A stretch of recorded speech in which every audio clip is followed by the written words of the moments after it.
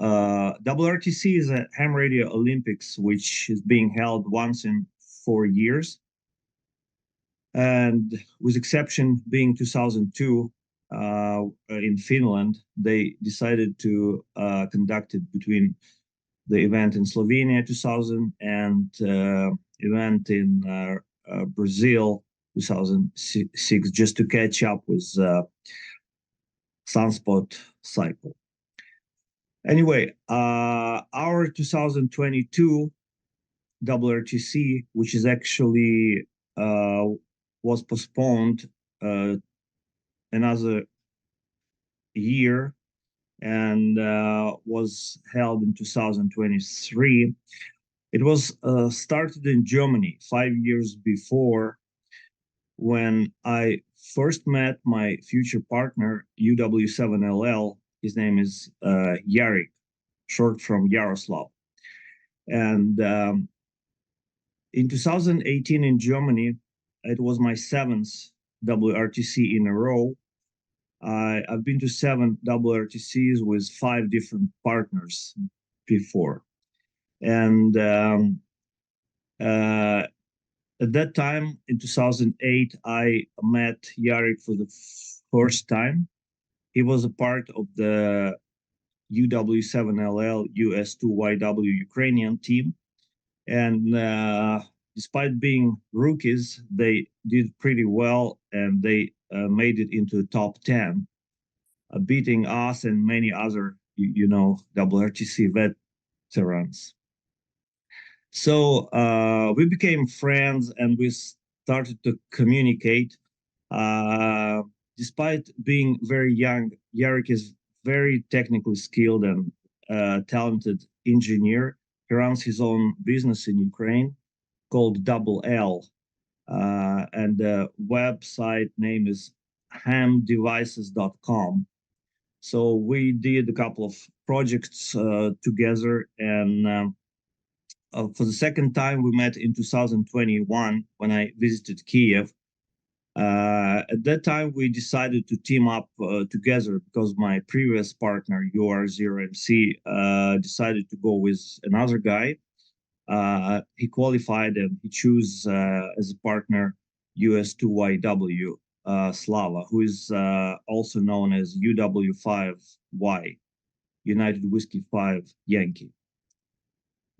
Anyway, so for different reasons, we couldn't qualify from our respected areas, but we had the good hopes for a wild card. And historically, wild card spots were granted to those who couldn't qualify, but who achieved some pretty good scores between the qualification dates during the qualification period. So here our photo in Germany 2018. As you see in the middle, 2 guys in the middle are Yarik, the tall guy in a white t-shirt, and myself in a blue t-shirt. That's where we first met. And then we met only once after that in 2021 when I visited Kiev, and we discussed a few different projects and decided to team up together. Unfortunately, our hopes for wildcard didn't realize, because our Italian friends, they had their own understanding of wildcard, and they invited 8 participants from Europe, 5 being from Bulgaria. I don't know why and for what reasons, but that closed the door, not even for us, but for such a great and good operators like Dan, N6 Mike Japan, or Chris Kilo Lima 9 America, who couldn't qualify either. And they were previous champions in 2014 and bronze medal winners in 2018 in Germany. So let's continue. As all of you know, exactly 2 years from now, 2 years ago, Russia started its aggression against Ukraine and occupied part of Ukrainian territory. And that unfortunately included the best Ukrainian contest station location, which belonged to UR0MC. He had to flee to Kiev, the capital, and it was becoming more and more obvious he wouldn't be able to go to Italy, after all of that. And anyway, the pressure started to ban Russian participants from WRTC. Even our Ukrainian company, Rig Expert, who was one of the sponsors of WRTC 2022, they had to withdraw their sponsorship. Anyway, during that time, me and Yarik, we spoke on the phone almost every day, discussing, the situation and what we should do. But despite everything, we decided to go to WRTC as referees. We even filled and emailed the applications for the referees. But then we saw something that changed everything. One of the few spots at WRTC were granted to so-called sponsored teams. And in order to get a spot, the team should pay 15,000 euros for that one spot. And one day we saw that among those 5 spots, 4 were taken, with the last 4th team being from Russia. And that kind of that did strike us, and we decided, well, if Russians can do that, why can't we? So I offered Yarik to try, because there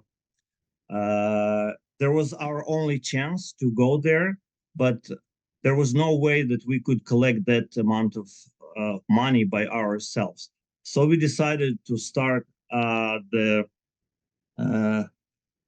money collecting campaign, and of course with the permission of WRTC committee, we started fundraisers, and we were overwhelmed with the response. The first serious sponsor was your closest neighbor, Howard V2 Alpha Echo Delta, and his wife Michelin KM6FOH. They even came to my town of Niagara on the Lake, all the way from Quebec, just to get acquainted, and we spent a nice couple of days. So he made a pretty significant contribution.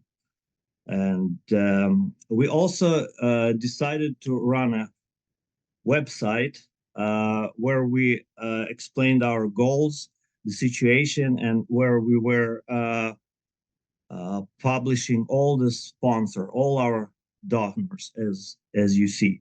We had probably up to 100 people donating from $5 to probably 100, with some even donating more than that. Our main sponsors, despite Harvard V2AED and his wife, was Olaf G0CKV, who contributed a significant amount. Also, my good friend and neighbor across Niagara River, Tony K2NV, and then our Ukrainian company Rig Expert, and our well-known ham radio guy and football player or soccer player and coach, Sergey UT5UDX, who's also known as Papa 3 X-Ray in different contests, they closed the gap. So by the end of 2002, let's say sometime in November, we had enough money to contribute to WRTC committee, and we became the team, the donor team number 5. We got the last spot. By that time, many teams were already getting ready. Some of them even traveled to Italy to participate in the IRU contest a year before. But we only met with my partner twice in person, and we had to expedite our preparations. But like I said, Yarik is a very technically skilled guy. So we decided to choose a pair of K3s as our main radios, and also like through a couple of our mutual friends, we managed to get in touch with Andrea, IK4 Victor Echo Tango, who invited us to come and participate in the Italian ARI contest as a preparation, as a rehearsal for WRTC. For that, he talked to another Italian, Claudio, IK2YCW, who owns a very good and well-maintained station close to the area where WRTC would be conducted. And he invited us to come and spend a few days at his place. So as you may see, his antennas are pretty sophisticated. So we had a hard time to choose which antenna to use to simulate our WRTC participation, because it required only a tri-bander and 40-meter and 80-meter dipoles. But he did that for us, and as you may see in the next photo, he even installed a separate table for us just to play with all our setup.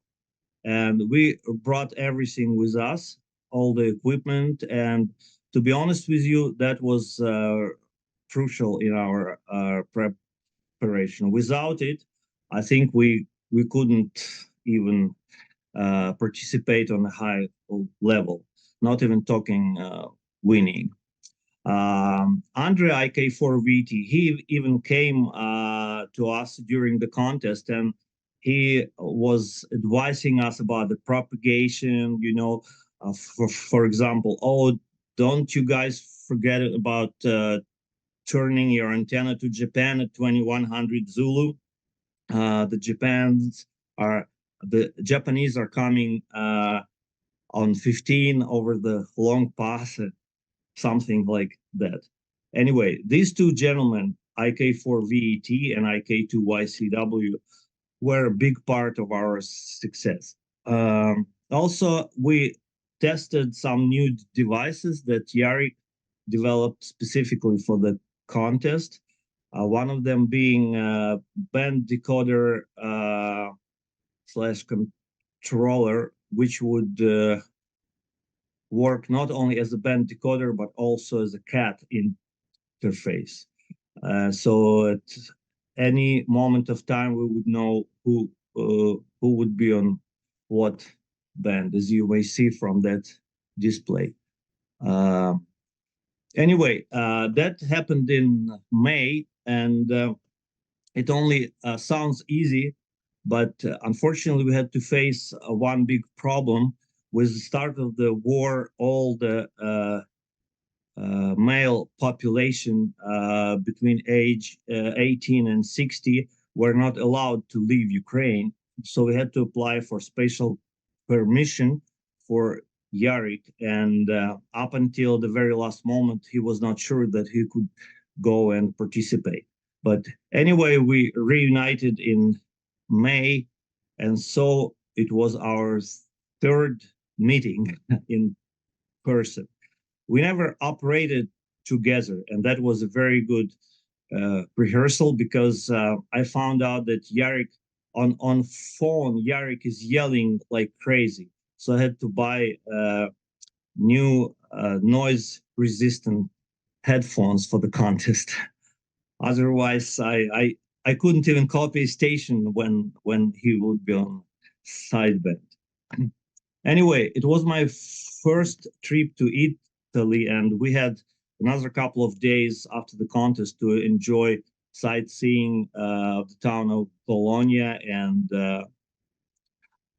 Mantova. As we see, as you see, we spent a nice day walking around the city, and we spotted even a couple of ham radio antennas on the roof. So that was the preparation. Here comes the WRTC. It happened in July during the IARU contest. Unfortunately, again, we had to apply for another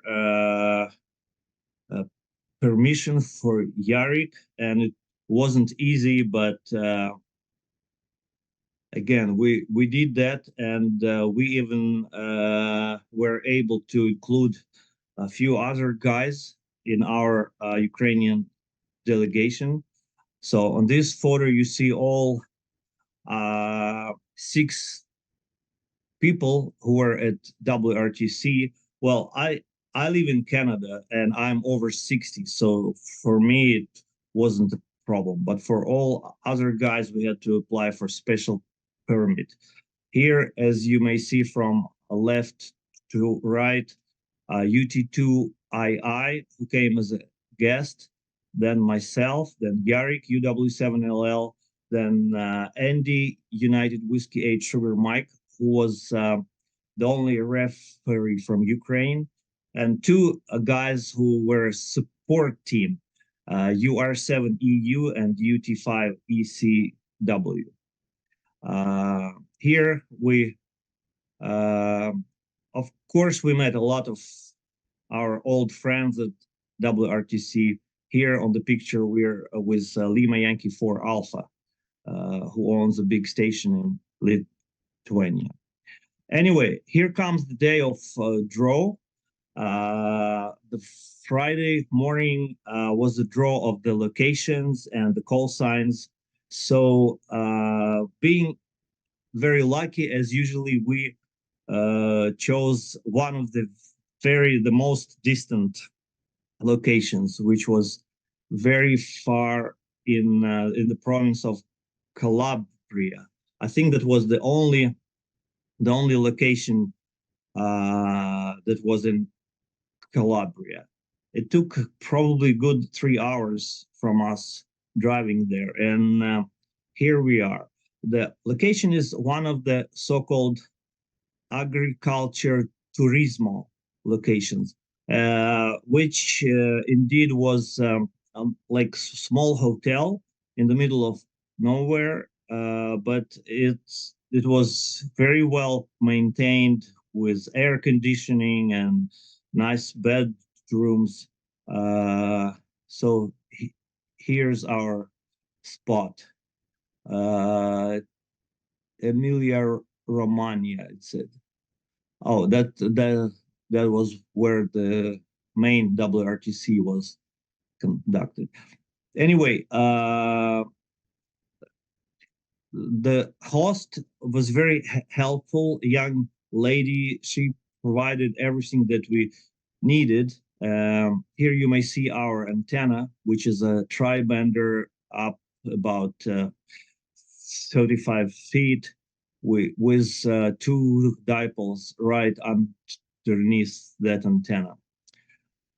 Our biggest asset, though, was our referee. We were, by the draw, of course, we were blessed with Italian referee, very well-known contester, Stefano, IK2 Quebec Echo India, who some of you may know by Charlie Norway 3 America. He is one of the trustees and the main operators. Um, he was not only knowledgeable and skilled about contesting, which is very important, but he also helped us to solve a lot of problems. For instance, as you probably all uh, heard from previous WRTC reports, a lot of locations they had local noise, and we were not exception. And with darkness, our noise level peaked probably S7, S8, which made 80 and 100, 80 and 40 meters practically unusable. But we didn't even have to ask, but Stefano disappeared for a couple of hours. Then when he returned, our noise level dropped to S3. And we said, what did you do? I said, okay, don't worry, guys. Just concentrate on your contest. Anyway, him and the host, I will show her later, were a big part of our success too. As you may see, you got to be lucky with a lot of things, because WRTC is such event that probably good half of the operators deserve to win.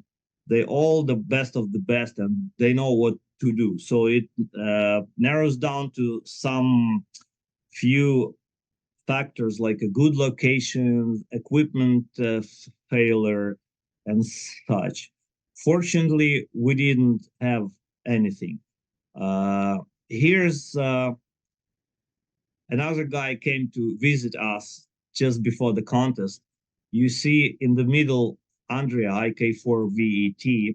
Unfortunately, he broke his hand right before the contest, so he couldn't even participate. Anyway, here's our host. Unfortunately, I don't remember her name. I have to look, but she was a big part of our success. She fed us like I don't know. We had enough food to feed probably 5 different teams, and whatever we needed or whatever we wanted, she was always there. Anyway, it was time to start setting up a station. As you may see, we had a very comfortable room with air conditioner. So in that regards, we were lucky too, because some of the other teams, they had locations in garages and some hangars or stuff like that. So here's our setup. Two two aircraft K3s with I had a P3 pan adapter. Yarik has some kind of home brew pan adapter built in into his laptop. Triplexer with a set of bandpass filters, so nothing really special. And we had spares for everything. We had spare triplexer, we had spare K3, which actually we used because our one of our main K3s failed right before the start of the contest, probably a couple of hours. The power disappeared, so we just replaced it with spare, and there you go. So another must-have is a spare for almost everything. Here's our antenna, and we had to rearrange the coaxes a little bit because initially the coax of the tribender was touching the one of the legs of the 40-meter dipole, which was not good. So as we were not allowed to touch the antennas themselves, with some, twigglings, we managed to move that coax away from 40-meter dipole about I don't know, a couple of inches, but that was enough. All of the teams they reported interruptions, and we were no exceptions. So we had to use all kind of RF chokes, as you may see on the right photo, Yarik is winding RF choke on the empty water bottle. And here's how we operated. Those two pictures were taken during the action. And I just want you to note the RF choke to the right from the flags. RF choke wound on an empty water bottle. So we had RF chokes everywhere. And here's Stefano. He was not allowed to let us know how we doing, but as soon as we started to fall asleep in the morning, he used that gift that we gave him. That's a weapon, old Ukrainian weapon. So he was trying to keep us, awake, threatening with that tool, and also preparing a good strong coffee for us. Anyway, during the contest, we didn't know how we were doing, but in my opinion, we were doing well because we had no major failures, and we were trying to change bands pretty often, and we tried to move multipliers like crazy from band to band. And when the contest ended, Stefano asked us, how do you think you did? I said, well, I think we're pretty much okay. Should be in the top 10. And then he said, you won. I said, no, no way. I couldn't believe that until we came back to the hotel. But anyway, after the long log checkings and other stuff, it appeared that we had enough to remain on the first place. And there you go. On the closing ceremony, we were declared the winning team, number one. Here's on the picture, you see myself, Yarik, and Claudio, I4VEQ. I want to tell you more about this guy. As there was a lot of criticism for WRTC 2022 organizers. I must confess that this WRTC was probably almost completely on the shoulders of this guy, I4VEQ. He was the one who worked behind the scene. He was the one who was choosing all the locations, and he tested them driving from one to another by himself.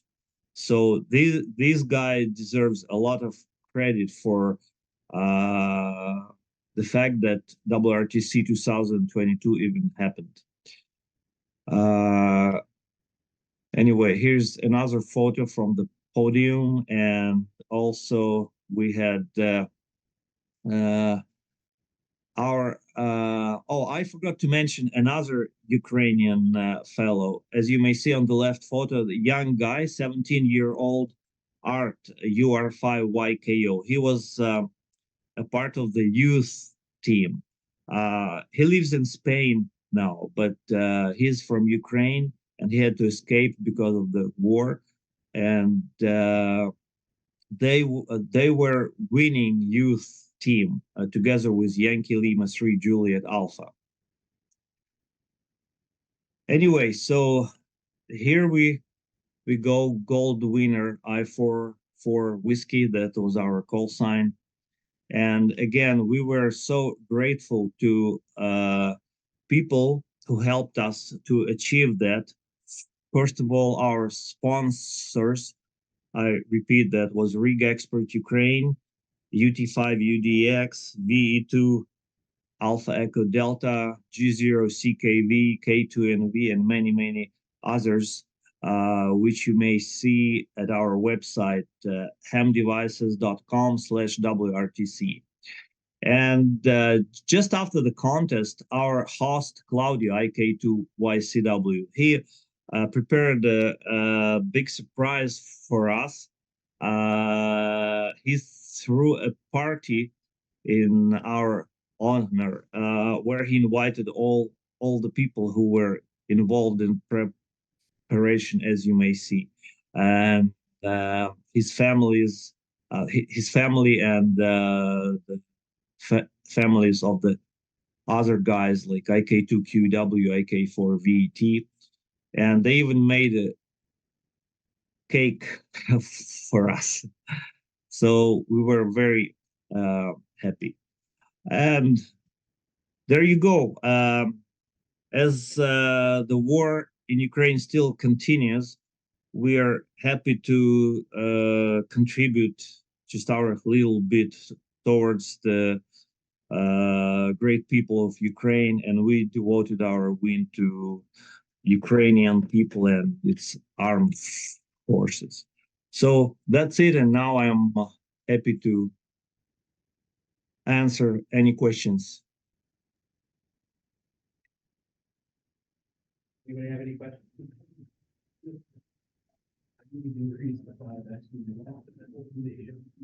Yeah, well, the camera mic is on. Greetings. How did you decrease, or how did your host decrease the S units, 5S units on the noise on site? You mentioned they disappeared and came back. Yes, we didn't have time ourselves to deal with that because we had a couple of other issues. But what he did, being Italian, he managed to speak with the owner, and with her together, they inspected all the lights in the area. You know, there are a lot of LED lights that produce noise. So what he actually ended up with, he just shut down the few, I think he had a portable receiver as an indicator tuned to AM band, and they just found those few LED lights that were the most noisy, and they just simply shut it down temporarily. That's from what I know. Go ahead. Hey, Yuri. Hi. When is the next one and where is it? And are you participating in the next WRTC? Yes, thank you. Next WRTC, as a tradition, at the closing ceremony, they usually announce the next WRTC host, and this time is going to be England. It's going to be in England in 2026, so not much time left. Fortunately, we don't have to qualify anymore because per rules, as a winning team, we are invited to take part. So all we need to do now is sit back, relax, watch other people fighting for their spots. And yes, we are going to be in England 2 years from now. The only problem, like I said, Yarik is 34 years old, and technically he still may be called to army because there is still a war, unfortunately, that is going on in Ukraine. Unless Ukraine will win, but hypothetically, he might be called for army. So that's our only hypothetical problem. Other than that, we're ready. I think that's all the questions that we have on this end, Yuri. Thank you very much for sharing your experiences with us. We appreciate you coming and presenting here at HamCon. Thank you, and I apologize for that glitch for a few minutes, but I hope you guys have a great weekend. Thank you. 73. That was a very ham radio thing to do. 73, Yuri. Thank you. Okay. Bye-bye.